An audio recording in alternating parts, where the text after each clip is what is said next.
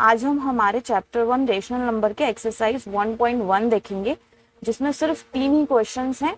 तो हम तीनों क्वेश्चंस को आज इसमें देखेंगे।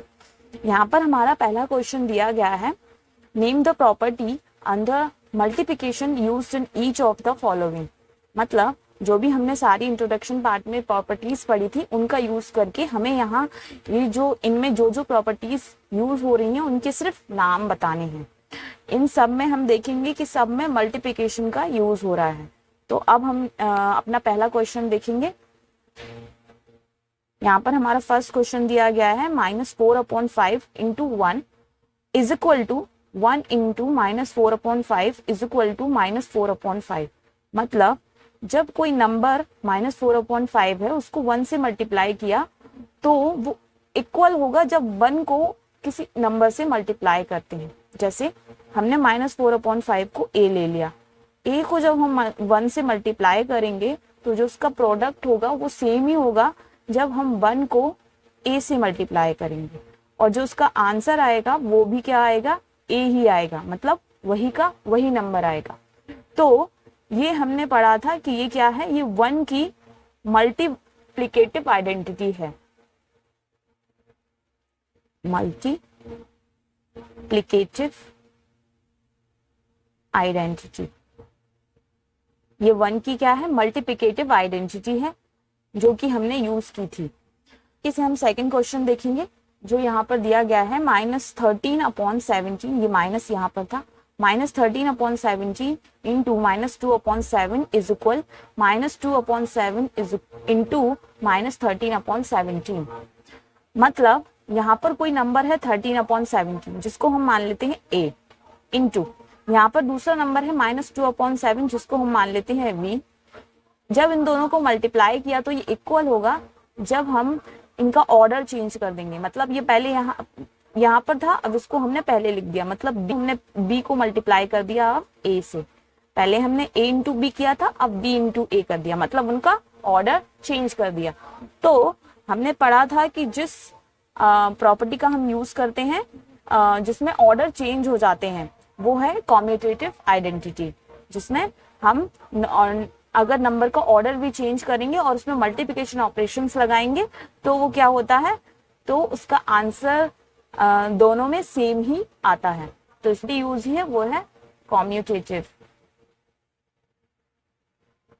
Identity property. इसी तरीके से तीसरा क्वेश्चन देखेंगे जिसमें दिया गया है -19/29 मल्टीप्लाई 29/-19। हम यहाँ देख सकते हैं कि हमें यहाँ जो नंबर मिला है -19/29, इसी का इनवर्स, इसी का रेसिप्रोकल करके इन्होंने यहाँ पर लिख दिया है 29/-19। मतलब जैसे -19/29 कोई दो नंबर हैं जैसे a/b, हम इसी का रेसिप्रोकल कर देंगे तो हमें मिल जाएगा b/a। और जब हम इन दोनों का मल्टीप्लाई करेंगे तो a से a कट जाएगा और b से b कट जाएगा और हमें यहाँ आंसर मिल जाएगा 1। तो यहाँ पे जो प्रॉपर्टी यूज हुई है वो है मल्टीप्लिकेटिव इनवर्स। जब हम किसी भी नंबर का इनवर्स करके उसी के साथ मल्टीप्लाई करते हैं तो हमें हमेशा आंसर उसका 1 ही मिलता है।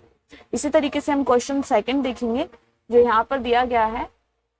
अब इसी तरीके से हम हमारा क्वेश्चन सेकंड देखेंगे जिसमें दिया गया है, tell what property allows you to compute.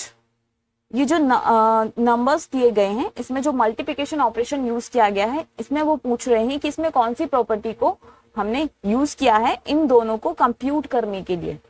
तो यहाँ पर हमारा नंबर दिया गया है 1/3 into 6 into 4/3 S 1/3 into 6 into 4/3।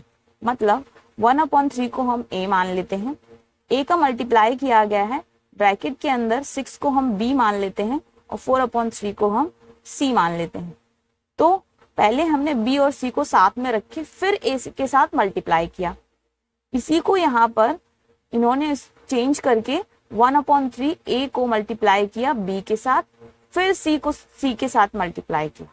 मतलब पहले हमने बी और सी को साथ में रखा, अब ए और बी को साथ में रखा। मतलब जो हमने प्रॉपर्टी पहले पढ़ी थी जिसमें नंबर्स को साथ साथ रखकर मल्टीप्लाई किया जाता है, वो कौन सी प्रॉपर्टी होती है? एसोसिएटिव प्रॉपर्टी, जिसमें हम क्या नंबर्स को साथ साथ रख के मल्टीप्लाई करते हैं। तो इसमें जो प्रॉपर्टी यूज होगी वो होगी एसोसिएटिव प्रॉपर्टी। यहाँ पर हमारा क्वेश्चन नंबर 3 है, जो दिया गया है, the product of two rational number is always a. जब भी किसी एक रेशनल नंबर को दूसरे रेशनल नंबर के साथ मल्टीप्लाई किया जाता है तो हमेशा हमें जो प्रोडक्ट मिलता है वो एक रेशनल नंबर ही होता है। जैसे हमने कोई नंबर लिया 1/2 इंटू 3/4, ये एक रेशनल नंबर है, ये भी एक रेशनल नंबर है। जब दोनों को मल्टीप्लाई करेंगे तो जो हमें आंसर मिलेगा तो वो हमें मिलेगा 3 1 3, 4 2 8। तो ये क्या होगा? ये भी एक रेशनल नंबर ही होगा। तो हमारा जो यहाँ पर आंसर होगा वो होगा रेशनल नंबर।